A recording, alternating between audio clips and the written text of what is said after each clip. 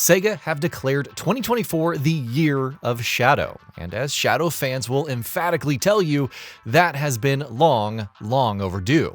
To call the ultimate Lifeform a fan favorite would be a massive understatement, but Shadow has been, well, in the shadows for a few years now.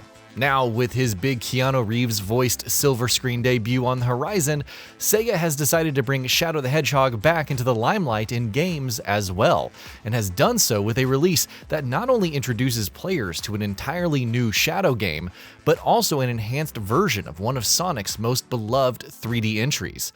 The end result? Well, a solid double pack that certainly packs a punch, even if the Sonic side of things can feel a bit dated at times.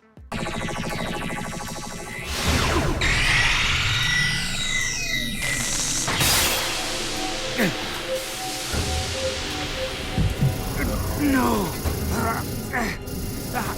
No!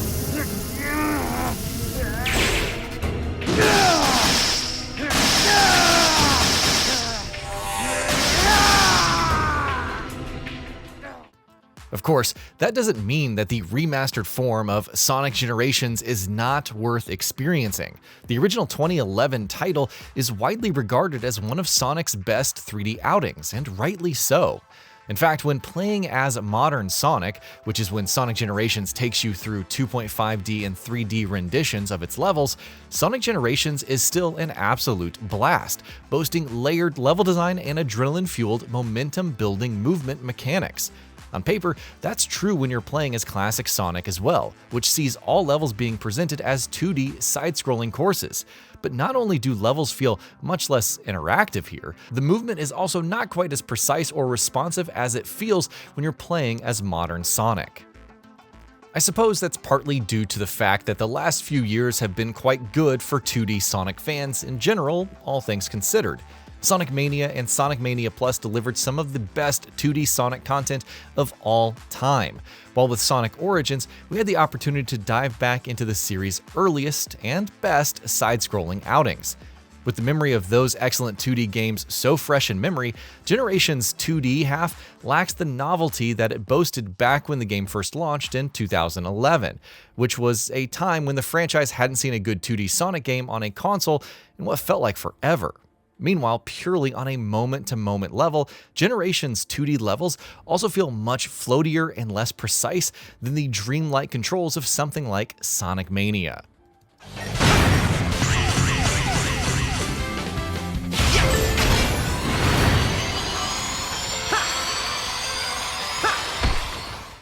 Modern Sonic is definitely the highlight of the experience as far as Sonic Generations alone is concerned.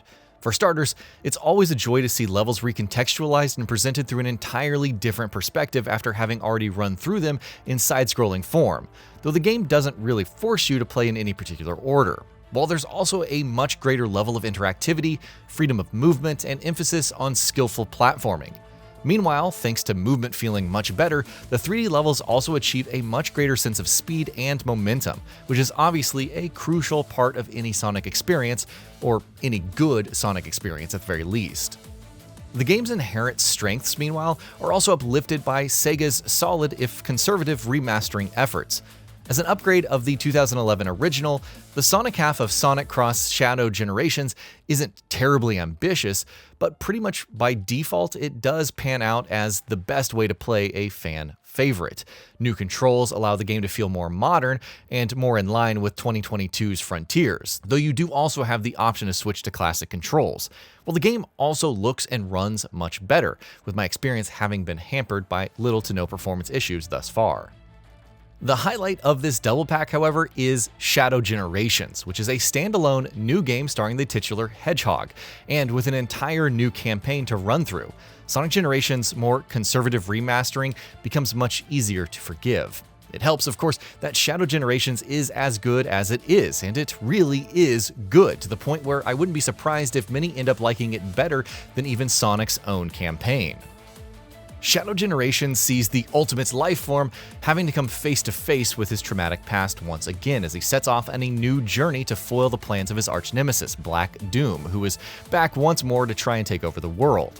Like Sonic Generations, Shadow's new campaign allows players to run through levels in 2 different forms, though as you'd expect from Shadow, who has never had any 2D games, things are somewhat altered here. The default version of each level is one that sees you running through it from a 3D perspective, while after you've cleared it once, you can run through it again in a 2.5D form, rather than as a fully side-scrolling 2D level. Some will definitely be disappointed by Shadow Generations lacking that variety in levels compared to Sonic Generations, but the 2.5D levels do feel different enough to ultimately end up achieving the same or similar effect, even if they're not actual side-scrolling levels. It also helps that the levels boast consistently strong design that holds up no matter which version you're playing, which means multiple runs on the same level across different perspectives don't soon lose their charm, which is exactly what you want out of a Sonic game. Shadow Generations also improves on Sonic Generations' hub world. Like Sonic, Shadow has a white space hub location that he returns between levels, and that expansion also continues to expand bit by bit throughout the experience. Unlike Sonic's side-scrolling hub, however, Shadow Generations' white space is fully open-ended and inspired by the open zone design of Sonic Frontiers. Movement feels excellent, exploration feels rewarding, and there's just a lot more to do outside of the levels. Not having fully side-scrolling levels might be something that some might be bothered by, but you do get an open-world hub, so things end up balancing out in the end. Shadow Generations also feels much better and tighter to control than Sonic Generations on a moment-to-moment level, though the latter still runs on its original Hedgehog engine even in remastered form. Shadow Generations is instead built from the ground up on Hedgehog Engine 2, which is what Frontiers was built on, and you can definitely feel the difference in how the two games play, with Shadow's campaign boasting much snappier and more responsive controls. Shadow also touts a more aggressive moveset in general, of course, which is very much built into his whole character and gives him an automatic leg up over Sonic in terms of the game feel. But even the most basic actions feel much tighter in Shadow Generations than in the base Sonic game. First-time players and returning fans alike are going to find plenty to like in Sonic X Shadow Generations. The former half of the experience comes with some flaws in the dated aspects of its 2D offerings, but by and large, the 2011 platformer retains most of its strengths, and in remastered form, it is still a very much solid platformer worth checking out, or checking out again as the case may be. The real star of the show, meanwhile, is everyone's favorite Shadow, who stars in a brand new campaign that boasts well-designed levels, excellent platforming action, and a bunch of adrenaline-fueled set pieces. Sonic X Shadow Generations is a great way to both honor a beloved 3D Sonic entry and help bring a fan-favorite character in Shadow the Hedgehog back to the forefront. And that'll be about it for this one. If you guys like what we're doing at GamingBolt, please consider subscribing to our channel, and I'll see you guys on the next video.